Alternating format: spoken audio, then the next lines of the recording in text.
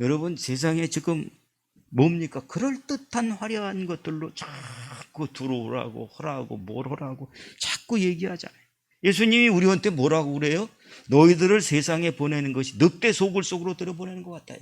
우리가 꼭 알아야 될 것이 뭐라고 말씀합니까?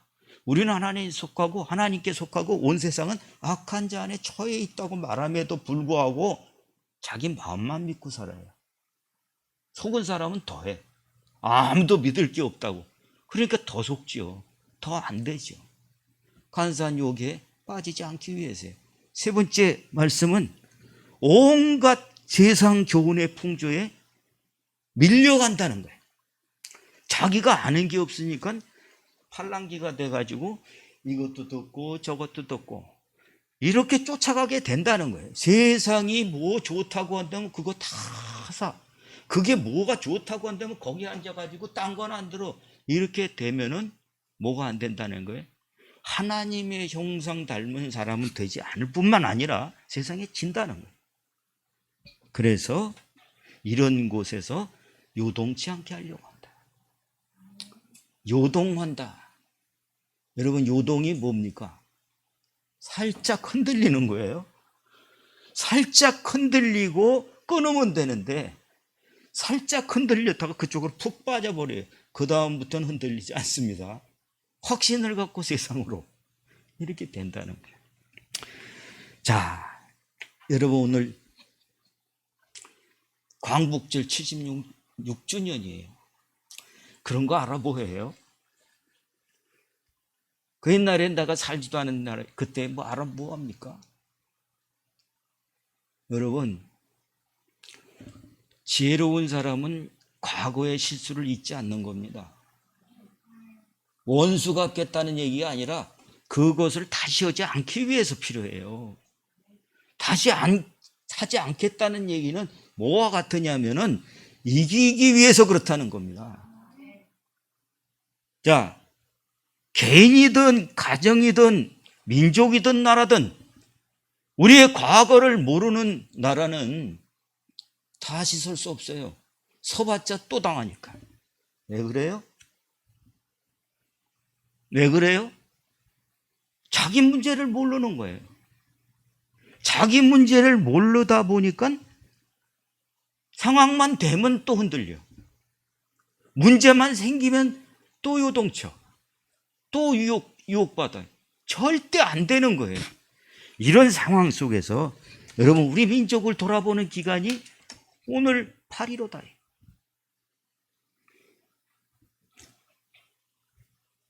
여러분, 1945년 8월 15일 광복절을 맞았습니다. 일제 억압 35년 만에 광복을 맞았습니다. 이거를 기뻐할 것이 아니고 정말 다시 절대 그러지 않는다. 뺏기지 않을 거야. 그런 마음을 가지지 않는 사람은 그 사람은 언제든지 또 잡혀간다. 광복 35, 1910년 8월 29일 한일합방이 된 날입니다. 우리가 그렇게 이 나라를 일본에 잡아먹힌 날이 한일합방인데, 한일합방이라고 하는 그 말은 일본하고 한국하고 하나가 됐다, 이런 뜻이에요. 여러분, 대한민국 사람은 그 말 쓰면 안 돼요. 그 말은 누가 하려고 자꾸 그래요? 일본 놈들이 그러는 거예요. 니네 나라하고 우리나라하고 하나가 됐다, 자꾸 그렇게 포장해서 말하려고 하는 거예요. 여러분 뒤에서 보시겠지만 하나가 된 게 아니라 속은 거죠. 속은 것이 아니라 약해서 뺏긴 거예요. 그래서 우리는 그거를 한일합방이라고 그러는 게 아니고 늑약이라고 하는 거예요. 늑자는 뺏길 늑자예요. 뺏긴 날이에요, 그날. 아니, 우리나라를 뺏긴 날인데 여러분, 그날을 대한민국 사람이라면 아무리 우리가 지금 76년이 지났어도 기쁘고 즐겁다, 그렇게 한일합방 돼서 너무 즐겁다, 그런 사람이 있어요? 우리가 이 날을 어떻게 불러야 됩니까? 을사늑약이다라고 부르지만 경술국치다. 경술국치, 나라를 뺏긴 날이다 라는 겁니다. 그러면 이 날에 우리의 감정은 어떨까요? 수치스럽다고 느껴야 돼요. 우리는 어떻게 느껴야 됩니까? 이 날은 정말 다시는 이런 모욕을 받지 않겠다, 이런 결단의 날이어야 되는 거죠. 저걸 반드시 고쳐서 내가 이기리라, 절대 그런 일이 있지 않게 하리라, 이런 결단의 날이어야 된다라는 겁니다. 자, 여러분, 이것이 꼭 이 경술국치라고 하는 이 1910년 8월 29일 날 이 날을만 그런 것이 아니고 내게도 그럴 수 있다. 개인적으로 어느 날 내가 완전히 망가진 날이 있어요. 수치스러운 날이 있습니다. 내가 이렇게 살게 되어지는 그런 동기가 있어요. 그런데 그거를 살다 보면 그런 것도 있고 저런 것도 있고 이렇게 한다고 한다면 그 사람 못 고친다, 못 빠져나온다. 왜? 역사가 증명하니까요. 수치스러운 거를 모르는 사람, 이 사람은 다시 재기하지 못합니다. 이게 여러분 1910년 8월 29일이라고 그랬어요. 이런 것이 우리나라 역사에 전체를 뒤져보지 않는다 할지라도 짧게 500년 사이만 뒤져보더라도요, 이 일이 비일비재하게 일어났던 거예요. 여러분들이 알던 수치스러운 임진왜란, 그게 1992년에 4월 달에 일본 놈들이 부산진으로 들어왔어요. 들어와서 한 달이 못 돼서 파죽지세로 올라와서 거의 평양까지 다 뺏겼어요. 그런 상황이었어요. 그 전쟁을 1992년서부터 1996년까지 지속됩니다. 96년, 1596년까지 지속이 되다가 소강 상태가 됐습니다. 소강 상태가 됐다가 다시 일본이 재침을 하는 게 정유재란이에요. 재란이 돼서 98년도 12월까지 7년간의 전쟁을 치르게 되는 겁니다. 이때 어떤 통계는 그렇습니다. 이 조선 땅에 5분의 1의 백성이 죽었다는 거예요.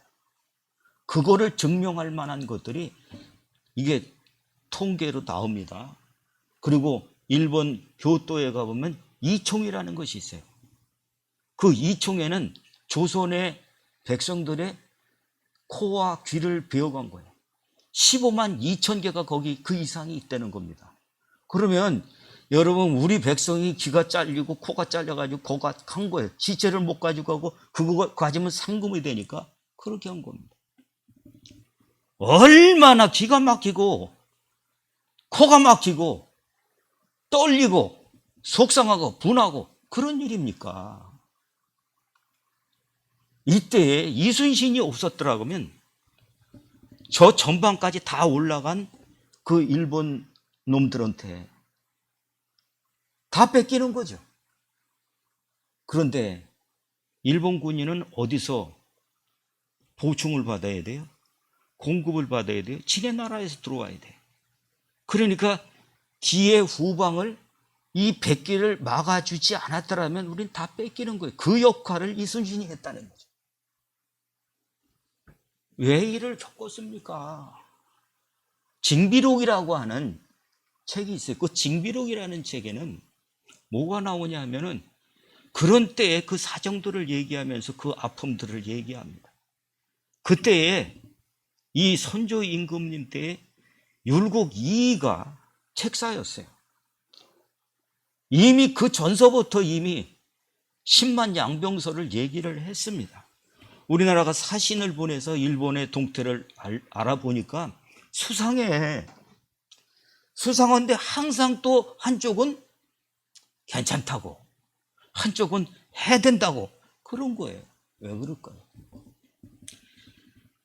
남인, 북인, 서인, 동인, 뭐 당파 싸움, 이런 싸움에 헷갈리다 보니까 어느 것을 채택하느냐에 따라서 다른 거죠. 묵살됐어요. 그러고 나서요.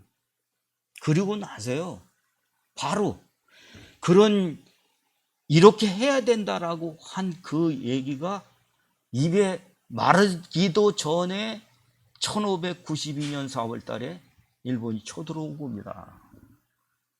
여러분, 왜 이렇게 됐을까요?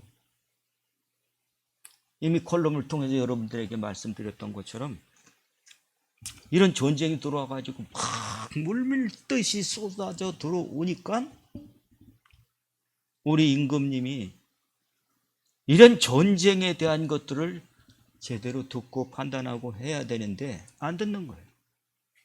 뭘 듣습니까? 안 들어서 그러는 거란 말이에요.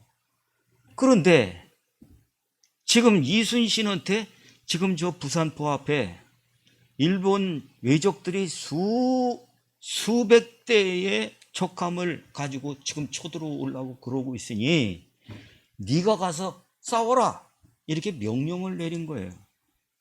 근데 이순신이 거기를 안 가요. 왜 안 갔을까?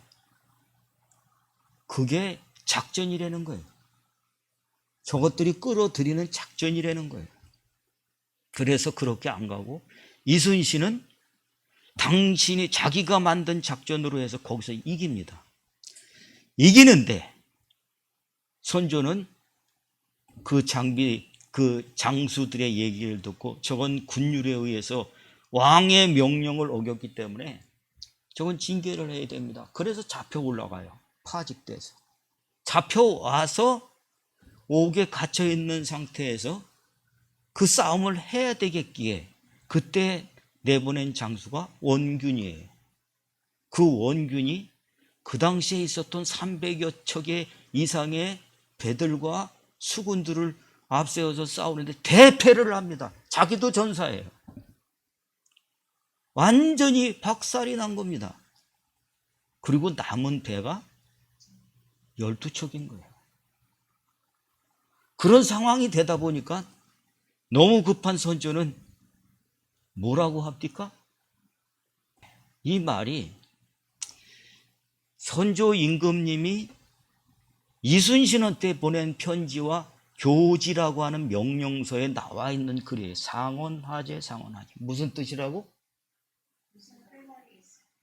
네. 내가 너한테 무슨 말 하겠냐?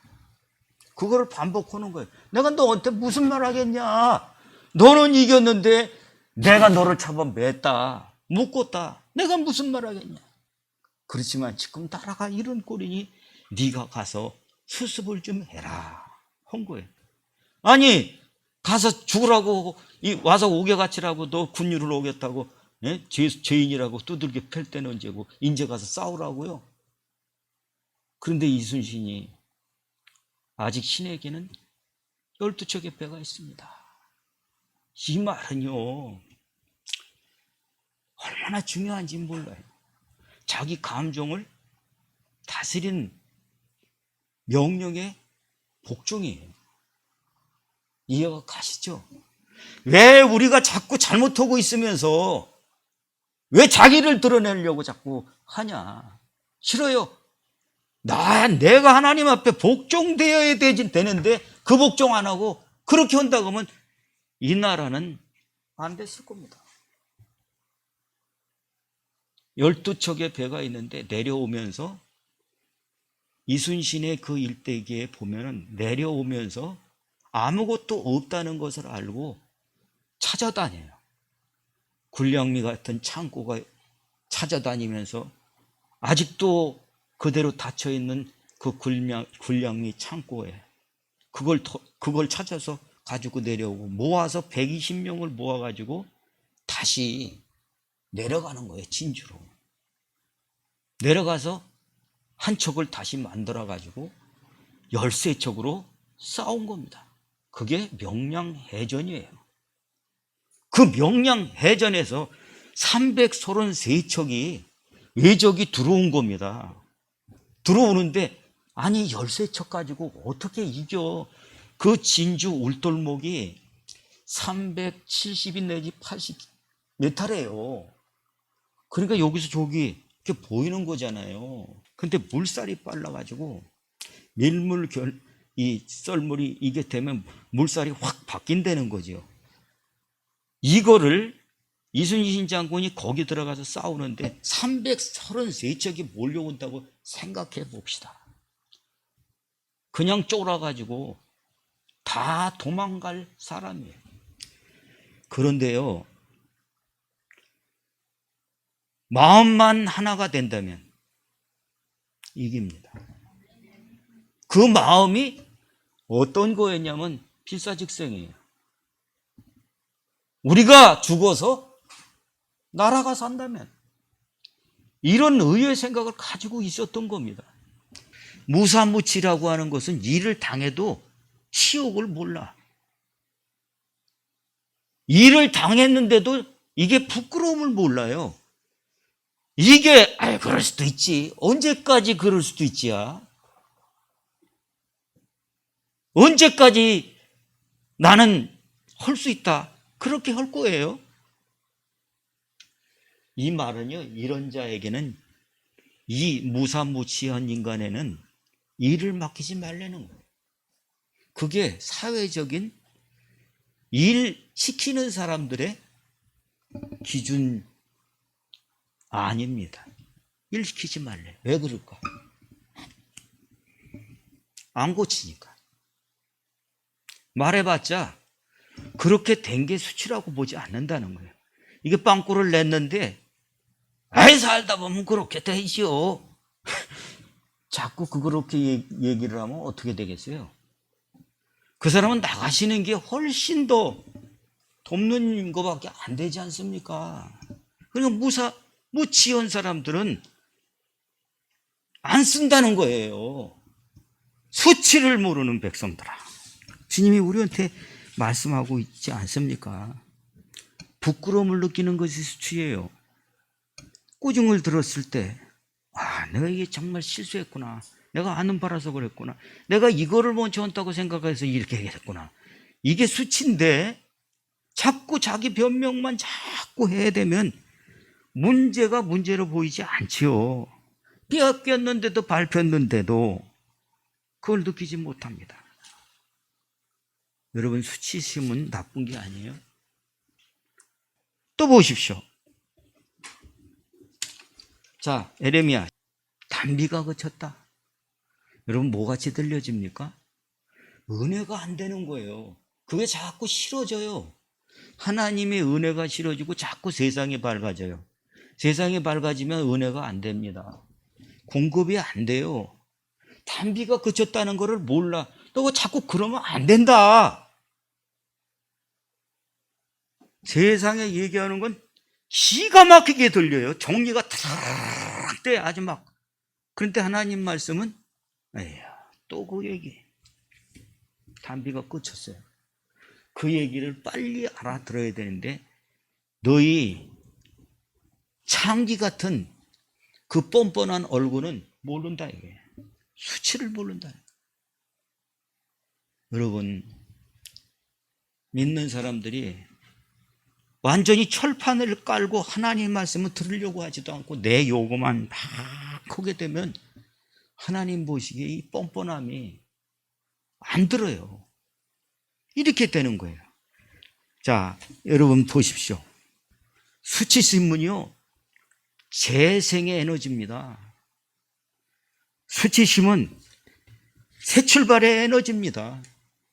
이거를 느끼는 사람만이 새 나라를 만들 수 있고 빼앗겼던 것을 다시 찾을 수 있고 원수를 갚을 수가 있습니다. 다스리고 정복합니다. 그런데 이 수치심을 느끼지 못한다고 한다면 어찌 되겠냐. 자, 여러분, 수치심을 느끼지 못한다라고 하는 것은 신자로서는 어떤 거냐? 일반 국민에게도 잊어버렸어요 다. 아이고 76년 전에 했던 걸 뭘요? 76년이 아니야. 6.25 때 그랬어. 6.25 때 여러분 아까 해방 몇 년도에 됐다고 그랬죠? 45년이에요. 46년에 이렇게 됐어요. 그거 오고 4년 후에 6.25가 났어요. 1950년. 나만 아는 친구들은 자기를 못 봅니다. 그렇기 때문에 여러분 수치심은 어떻게 느껴야 내가 싫어하는 것을 했다. 그게 수치심이 아니라 모두가 볼 수 있는 것에 대한 수치심을 가져야지 그 수치심이 내가 싫어온 걸 줬다 수치를 당했다. 그런 바보 같은 짓을 하면 안 됩니다. 믿음의 사람이 수치심이 없어요. 내가 영적인 삶이 아니고 믿음의 삶이 아니다 라고 하는 수치심을 못 가졌다는 얘기는 마비예요. 영적 삶의 마비. 소경이다, 안진뱅이다, 기모걸이다. 이 얘기는 마비 얘기입니다. 수치심을 못 느껴요. 주님의 은혜가 느껴지지도 않아요. 하나님의 마음도 느껴지지 않아요. 말씀이 들려지지 않아요. 보여지지 않아요. 마비입니다. 이 시작이 수치심이다. 왜 그렇습니까? 이 세 가지를 명심하세요. 왜 이런 것들이 오느냐? 첫째, 세월이 지나서 가인이 맨 처음에는 이러지 않았어요. 근데 세월이 지나다 보니까 지가 예배 드리고 싶은 대로 드리는 거예요. 세월이 지났다. 여러분, 무엇이 문제가 될까요? 희미해지는 겁니다. 하나님이 그렇게 강조하셨던 것이 희미해져요. 그 희미한 것들은 뭐가 돼요? 나태가 됩니다. 통제가 됐더니 이제는 내가 마음대로 해보니까 그 맛이 괜찮아. 나태가 온 겁니다. 그리고 마음속에 써있던 그것들이 이래야 되겠다라고 하는 것이 지워져요. 이러다 보니까 뭐가 와요? 틈이 생겨요. 그 틈이 방심입니다. 여러분, 지금 우리 신앙생활이 코로나가 이렇게 오니까 전에는 어떻게든지 오려고 이렇게 했는데 지금은 가도 되고 안 돼도 되고 아유 코로나 때문에 하면 다 돼. 만나기 싫은 사람도 코로나 때문에 다음에 하죠. 그러면 돼. 그렇죠? 방심해. 여러분 지금 방심해도 됩니까? 방심하면 안 되는 거예요. 미리 10만 양병설을 얘기했는데 그때가 올 것을 알고 얘기했는데 안 들어요. 왜? 방심입니다. 기억하십시오. 내 마음이 나태해지지 않았나? 방심하고 있지 않나? 돌아보십시오. 두 번째는 생각의 방식입니다. 생각하는 것이 방송에서 얘기해 주는 것처럼 듣습니다. 저것이 진리예요. 저것이 정말 지혜로운 것 같아요. 저것이 꼭 저 얘기 들으면 아주 맛있어요. 그렇게 들려집니다. 사고방식이 자꾸 세상식으로 바뀌어가고 있다는 거 여러분 조심하셔야 됩니다. 주님의 중심 안에 서십시오. 여러분 중간치기 하다가는 날마다 고민만 하고 흔들려요. 시냇가에 심은 채로 주님이 임마누엘 하신 채로 주님이 내가 붙어있는 포도나무다 하는 연결이 이게 될 수 있도록 이 사고방식이 깨어 있어야 돼요. 세 번째는요, 자기 중심을 조심하셔야 돼요. 이게 얼마나 교묘한지 몰라요. 오늘도 설교하려고 이 말 올라가서 늘 조심하는 게 어저께 밤에도 오늘도 여기 아침에 와서 막 의욕이 넘쳐요. 준비를 잘 그러면 내가 의욕이 막 넘쳐요. 그런데 그게 함정이라는 것을 깨닫습니다. 내가 하는 말을 여러분들이 듣고 감동하겠습니까? 제주가 말 주변에 있어서 감동은 됐어도 여러분이 가면은 여러분 아무것도 안 돼요. 어떤 것에 움직이느냐? 어떤 것에 움직이냐? 지 기분에 움직이는 사람은 그 사람은 가면 작심삼일 반드시 됩니다. 자기 감정에 움직여요. 그런 사람은 반드시 깨집니다. 우리는요, 하나님의 말씀에 움직이는 거예요. 그걸 감동이라고 합니다. 그것을 감화라고 합니다. 여러분들이 감동받고 나가서 할 때 감화의 역사가 나타나는 거예요. 아멘. 자기 중심을요, 내려놓으셔야 돼요. 이제부터 내가 사는 게 아니고 내 안에 주님이 내 안에 사는 거다. 나를 부인하고 주를 쫓는 거다. 기억하시죠? 세 가지. 첫째, 세월이 지나갔다고 나태하지 마라. 두 번째, 내 생각의 방식으로 자꾸 풀려고 하지 말아라. 주의 말씀으로 가는 사고방식이 내 안에 들어와야 되는데 자꾸 이게 그걸로 자꾸 이게 되어지면 그러면 수치심을 몰라요. 저건 틀리는 얘기지. 안 맞는데 이렇게만 돼요. 여러분 자기가 생각하는 거, 내 중심으로 하는 거, 이거를 분별해야 됩니다. 우리 신앙이요, 다른 거 쳐다보고 있어요. 수치를 당했음에도 불구하고 우리는 그 수치를 바꾸지 않습니다. 여러분 오늘 이 말씀을 다시 한번 돌아볼 수 있길 바랍니다. 76년 광복이라고요? 광복 아닙니다. 우리는 또다시 지고 있는지도 모르겠어요. 이것을 깨어있는 사람이 이 나라를 지탱합니다. 신앙 안에서 우리는 어떻습니까?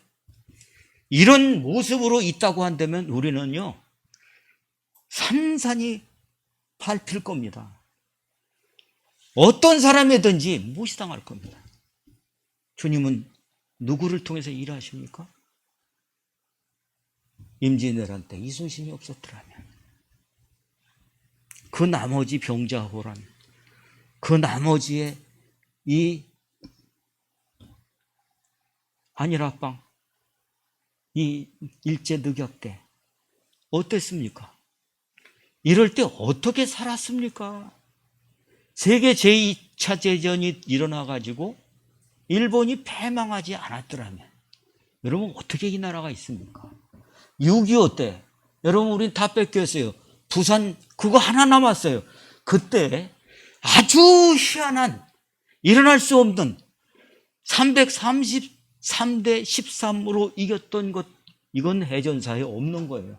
전쟁 역사에 없는 거예요. 23전 23승을 다 이겼다. 그건 기적입니다. 6.25 동란 때도 여러분 세계에서 있을 수 없는 일이 일어난 겁니다. 남의 나라에 와서 왜 젊은이들이 우리 피를 흘려?